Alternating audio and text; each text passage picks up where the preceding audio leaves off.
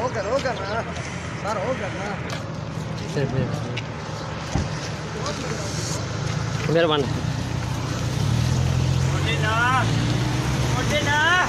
ओ यार ये भी करना यार, जान जान जान ये भी करना यार। किबला साहब बाजी बता होगी। इस जगह पे हाफिज साद हुसैन रिजवी जा रहे हैं। ये उनका आबाई गांव है। गलियां बाजार सज गई हैं क्योंकि हाफिज साद हुसैन रिजवी साहब इधर आ रहे हैं। सबसे पहले आप ये वीडियो देखें।